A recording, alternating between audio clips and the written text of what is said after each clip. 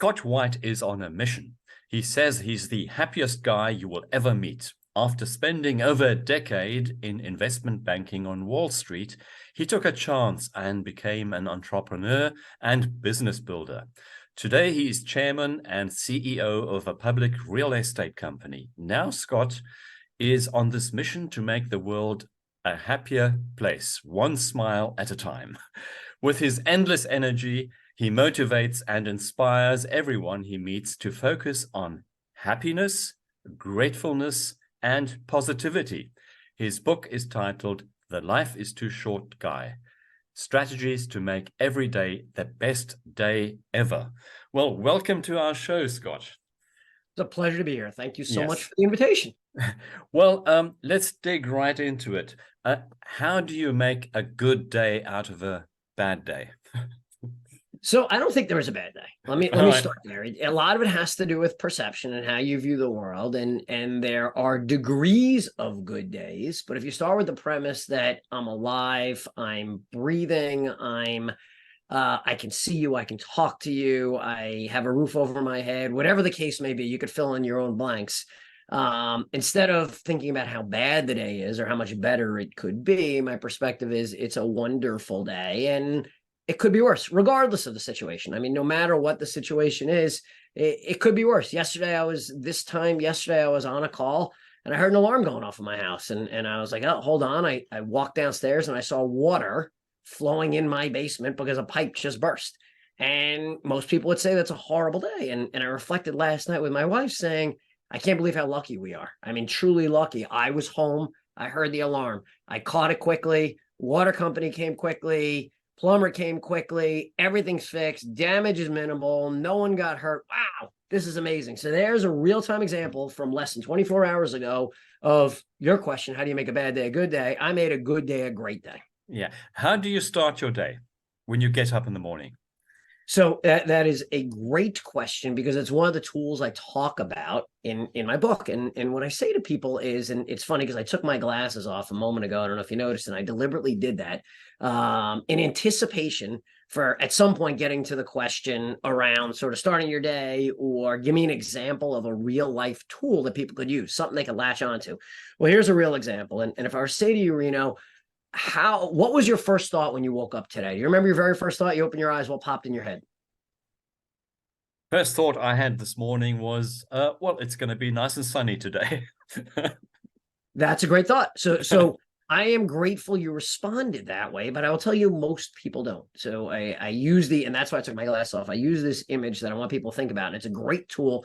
It's such a simple tool. When I explain it, people are, I think, skeptical. They're like, yeah, maybe. And then I will tell you, I hear from people weeks and months later about how powerful this small nuance is. I say to people, when you wake up in the morning, reach over and grab either your real glasses or your symbolic glasses, okay? And you have a chance to put on 3 sets of glasses. Most people, and I don't have a specific statistic, most people put on the blurry glasses. It's Tuesday. I need coffee. I got to go to the bathroom. That's sort of like, it's just another day. Most people answer when I say, what was your first thought today? Most people are like, I don't know. I don't remember. Okay. Unfortunately, some people put on muddy glasses, right? So they wake up and they're like, ugh, it's Monday. It's dark. It's cold. I don't feel like getting up. I have so much to do. I have this terrible meeting appointment. Ugh. Okay, why not reach over every day? And this is what I do every day. This morning, I reach over and I put on my bright, shiny glasses. I make this sort of move and I'm like, it's a beautiful day. It's Monday. It is, I can hear the birds chirping. I'm in bed with the woman I love. My kids are off at school having a great time. I have the opportunity to talk to Reino today. I have the opportunity to share my thoughts with the world. By the way, I'm now 8 seconds into the day. 8 seconds. And that is a real example of what I did this morning. I put on my bright, shiny glasses and I set the tone for the day. Granted, and some people say this to me, that's great that you set the tone for the day, and then you step out of bed and you twist your ankle, or you get in the car and back out and back your car into another car. Understood. So I'm not suggesting that putting on these bright, shiny glasses is going to make everything perfect. What I'm saying is, why not set the roadmap for the best possible day you could have? There'll be twists and turns. There'll be setbacks. There'll be issues. There'll be problems. I got it. But why not give yourself a fighting chance? Put on those bright, shiny glasses and go out and set the roadmap for the day with a positive attitude. One of the most important concepts I talk about in the book and my philosophy is attitude is everything, the power of positivity. Yeah, there's a saying that stress starts with a thought. Yep. And a lot of people wake up in the morning, they had a bad dream, and the whole tone of the day, the roadmap, as you say, is bad for the whole day. So what's your technique in changing, in switching into good mode? So I start the day that way. There's no doubt about it. And then I look for positives. I focus a lot on gratefulness. Like I just gave you the example of the flood in my basement, right? Grateful that so many things went well. And you could extrapolate and use that principle almost anywhere. You know, I sadly had to bury my father about 15 years ago, and I was grateful at the funeral for everyone that was there to be a part of it. I was grateful that I had him for as long as I did. I was grateful, and I spoke about this, that he was there to see me get married, to see the births of both of my children. I didn't dwell on the negative, and clearly it was a very tough day. I focused on the gratefulness, and that is that core principle of attitude is everything. You know, a related principle. So I have 10 principles in the book I talk about. A related principle is choose your attitude and own it. You have the ability to choose how you react to things, how you view the world. Own it. Go all in. No one controls your attitude. You do. Yeah, we have the power of choice, don't we? Absolutely do. And so many people seem stuck in this melancholy sadness of that which was and is no more. And we have this pervasive grievance culture, I call it. And I have my grievance with grievance culture, which seems to affect millions of lives. And I think the mass media certainly play a role in this. Oh, no doubt. Which creates a perception that the world is full of wars and conflicts and trouble, whereas at the same time there's another part of the world we never hear about, we never see. Right. We don't see the happy people, we don't see the good things that are happening at the same time. There's no doubt. In fact, that's one of the things that inspired me to write this book and to get on this mission, make the world happier. When I looked at some statistics that just blew my mind, you know that 80% of all thoughts, 80% of all human thoughts have a negative taint to them. 90% of all news media coverage is negative. Depression rates have tripled in the last 2 years. Suicide in the US is among the top 10 causes of death. Like, those are mind-blowing statistics when you think about we live in I believe, the greatest era in the evolution of human society. We no matter where we live, and I know you have an international audience, so I'll be very broad here. So many countries are making so many advances. We as a human society, when you look at things like medicine, when you look at things like infrastructure, when you look at all these different things that the world is getting so much better at, there's so much to be grateful and happy for. That it troubles me. It really troubles me that people spend so much time dwelling on the negative. They spend so much time in states of loneliness and depression, and that's what I'm looking to combat. Yeah. I mean, I certainly wouldn't like to live in the Middle Ages. No doubt, right? And we've made huge steps, haven't we? Unbelievable. But there's this mission you're on. How can we reach more people to change their thought patterns? Because I think this is very much part of our genetics, that we see the danger first. We see the trouble ahead. This is why news media is so successful. We program to see the danger and the negative first, and we don't see the positives.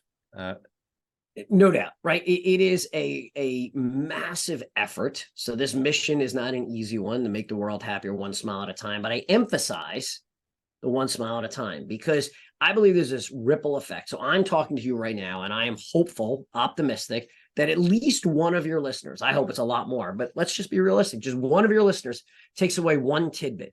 They smile a little bit more, they think a little bit differently, they maybe they want to read the book, maybe they go home and spend some more time with family, friends, whatever they want to do to be a little bit more grateful. If I can impact one person, and then that one person impacts another person, and then that next person impacts another person, that's how I'm viewing this world. And that's how I actually wrote the book. So the book that we're talking about is called The Life is Too Short Guy. It focuses on very simple, fundamental changes. It's not, as you sort of talked about, you know, we live in a culture where there's so much negativity. We have this bias towards survival. How do you change that? It's hard. It's really hard. So my book, my mission, my goal is not to change your whole perspective of the world. It's not to give you all this data and to have you leave this listening to this podcast being like, wow, I'm a whole new person. That's not realistic. Instead, it's small things. It's smiling more. It's celebrating more. It's random acts of kindness. It's acknowledging friends. It's reaching out and building social networks. I just gave you right there 5 simple tools like that. You heard that and you're like, yeah, that's obvious. Now I challenge you. How much time are you spending thinking about it? How much time are you being proactive and deliberate to bring these things into your life? And then as you bring them into your life, spread them to others. That's how we're going to change the world. Yeah. What I like to do is when I get up in the morning, I have my gratitude ritual. And then before I go to sleep, I go through the same ritual. What am I gratitude? What am I grateful for on this day, past 24 hours? And certainly over time, it really does change a lot. You create that vibrational energy that then attracts more positivity. Yep. I'm absolutely convinced about that. No doubt. But you also refer to finding those funny moments in everything, even when bad things happen. Can you just give us an example where you've found a funny thing in a difficult situation? Many times. And I think it's really important. I think we need to laugh more as a society. I think we need to laugh at ourselves more, laugh at people around us more, laugh at the world more. Everyone finds humor differently and finds different things funny, but everyone finds something funny. So what I encourage people to do is look at your situation, look at where you are, and just laugh, be less serious. Again, I hate to harken back to this, but it's a big part of who I am in my life. Both of my parents are now deceased, and I spoke at both of their funerals. And in both of their funerals, there were lines of humor built into their eulogies. There was one situation where I was literally leaning over the casket of my father about to say goodbye. It was a small private room with just a few of us, and my phone rang. Right. So you want to talk about an uncomfortable situation at probably one of my lowest moments in life. And, you know, as you think about that situation, a lot of people are like, oh my, I can't believe that the phone rang. You didn't mute your phone. What did you do? You know what? I took it as an opportunity. I literally reached in my pocket. I'm looking down and I'm like, hey, Dad, what are you up to these days? Everyone in the room, and there are only about a half dozen people in the room, my brother, so on and so forth. They paused for a minute and they're like, and then people started laughing, and it changed the tone in the room. It changed yes, this is the worst day. This is horrible. This is sad. This is depressing, but you know, that was kind of fun. And that's what I encourage people to do is find humor everywhere. Yeah. And that creates a different vibration in the room. I mean, a tense situation can easily be diffused with a bit of humor. Correct. And especially in our culture today, it's so difficult to catch the right or touch the right tone, people being so politically correct and so forth. Absolutely. It's very difficult. It's a real challenge. Yeah. I agree, but I encourage people, find something to laugh at every day. Laugh at yourself, laugh at the world around you. It helps make the world a happier place. Yeah. Now, you come from the business world, Wall Street, a very serious, serious platform, and you made a switch into the real estate business. Just take us back to what motivated you to change your life in that respect. So my career path has been, I like to say to people, it's a marathon. I'm a big runner. I run marathons, and I like to say I look at my career path, and I look at most career paths. When you think about your career path and other career paths, it takes twists and turns, and it's not a sprint out of the gate when you graduate college and everyone's focused on what their first job is, and that's just an entry point into a long life of a career. And I look at my career as a portfolio of various different things I've done. I went to law school, but didn't practice law. I went to business school and then was on Wall Street, as you said. And then I did some entrepreneurial. Now I'm in real estate. And by the way, I have many more chapters to go. I'm not thinking about the retirement. I'm not thinking about the last job, so to speak. I'm thinking about future opportunities. So for me, it really has been and continues to be what excites me, what interests me, what am I passionate about? How do I think differently? How do I get out of my comfort zone? And that's one of the things I encourage people to do in the book. One of the principles is take a chance and get it done today, right? You can go along life in one career or one type of industry, and at the end get to a point where you're like, wow, there was so much more I wanted to do. I don't want to have that regret. One of the things I refer to in the book is a book written by an Australian palliative care nurse called The 5 Regrets of the Dying. And she highlights sort of what people regret at end of life. And the key takeaway, the whole book, I mean, there's a lot of great stuff in the book, so I'd encourage everyone to read it. But the key takeaway from the book, if you want to know it in one sentence, the biggest regret people have in their lives at the end of life is the regret of what they didn't do. Yes. Yes, and the other one is the regret on what they didn't do in terms of their relationships. First, 100%. the relationships within the nuclear family, and then the relationships around the family. But the focus is on what we didn't do. So it's not necessarily just career. It's that hobby you didn't do. It's that business risk you didn't take. It's that relationship you didn't build. It's keep going through the litany of things you didn't do and stop.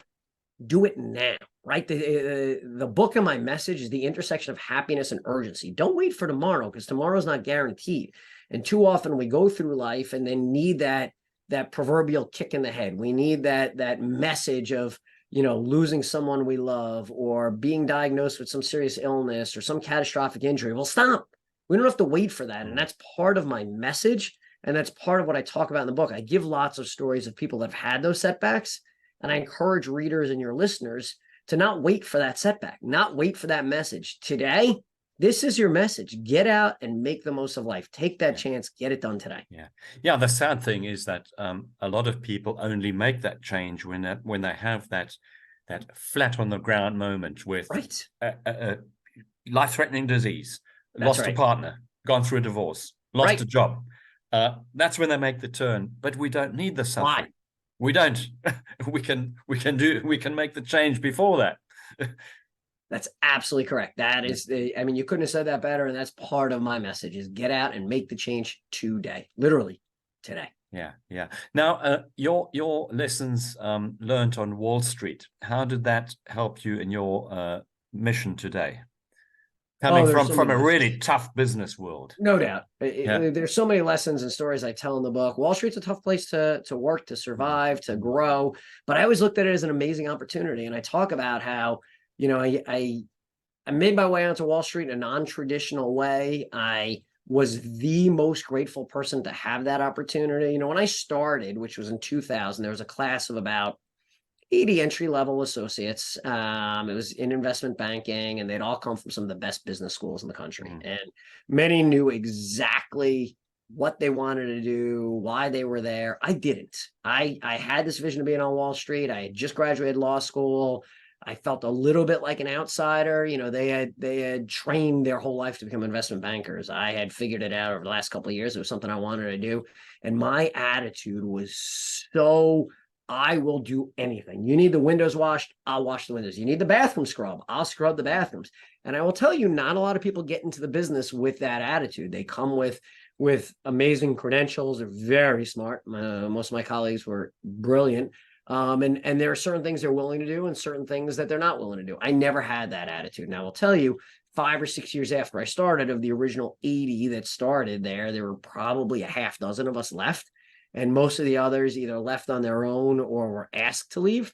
And in my opinion, so much of my survival and success, because you define success, everyone defines it their own way, was because of that attitude. I am so grateful to be here. I can't believe I had this opportunity. I'm going to make the most of it. I'm going to exceed expectations in everything I do. And no matter what you ask of me and no matter how hard it gets, I can't believe I'm here. And I live that life to this day. As life goes on, no matter how hard it gets or setbacks I face, I'm like, I can't believe I have this opportunity. I'm going to crush it. Yeah.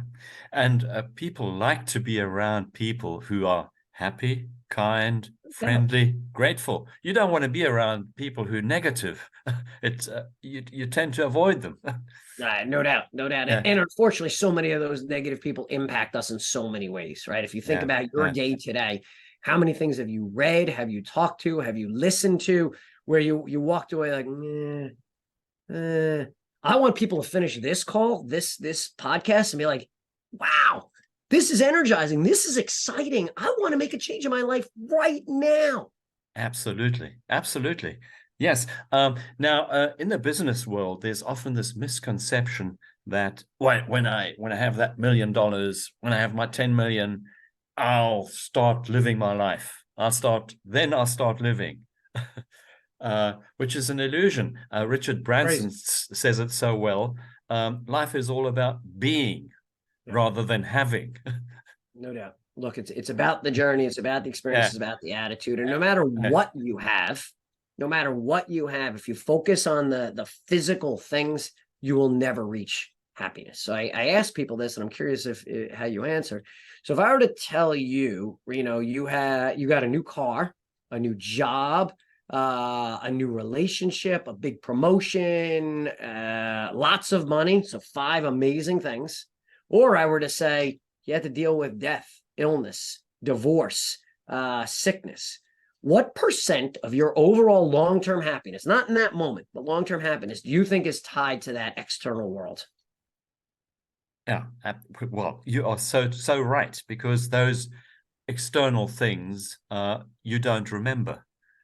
But Wait, do you have those any sense of what? Do you have any sense of what percent of your overall happiness is tied to those things? Oh, well, I would say about, well, not even 5%. That's a great guess. That is a great guess. Yeah, Most yeah. people don't realize that. It's about 10%, but that's an amazing guess. Most people think it's 50 to 60%. About 50% of your attitude, your perspective, your happiness is inherited. It is in your DNA and it is pre-coded. And that's just the reality, right? Some people are naturally more optimistic, more pessimistic, and that's fine. 10% is the outside world. That leaves this big, massive part of the pie, 40%, that's entirely right here, right? It's how you view the world. It's your perspective. It's how you approach things. It's not about getting the next job. It's not about making more money. It's not about whatever physical item, that yacht, that car. It's about how you approach the world. It's about your perspective. It's about living life every day and making the most of it. Yes, absolutely. And these external things obviously lose their shine sometimes after a few days. You spent the past few years saving up for that nice new car. You got the new car, and after a couple of weeks at the most, the novelty wears off. No doubt. But your relationships, I think, are one of the keys. Having a good, happy relationship, for one thing, and of course, friends. I think friends are so Oh, important. Yeah, brilliant. positive friends, not just any friends, but positive-minded friends. Yeah. That is one of the key points that I make. I'm so glad you went there, and I would have felt remiss if we didn't talk about it. So one of the principles, again, there are 10 principles that I talk about as part of this philosophy. One of the principles is can't make it alone. And in Can't Make It Alone, I refer to a study, which is just an amazing study that was done. It's continued to being done to this day at Harvard. It started in the late 1930s. Okay, so think about how long this has been ongoing. In the late 1930s, a group of Harvard sophomores, predominantly males, probably exclusively males, were selected to follow for the rest of their lives on what makes a good life. And then in the 1940s, so that was about 350 people in the original study. In the 1940s, about 400 or so inner city Boston area youth, so outside of Harvard, were added to the study. Those people were followed from, call it 1940 to this day. So obviously not all are still alive. Their children are followed. Their grandchildren are followed. They do regular physical assessments, psychological assessments, surveys. I mean, you want to talk about massive data. Think about how much data is available. So what makes a good life? What's the punchline? The power of social relationships. Nothing is more important than the power of social relationships. It's not being online and having hundreds of friends or likes or thumbs up or anything like that.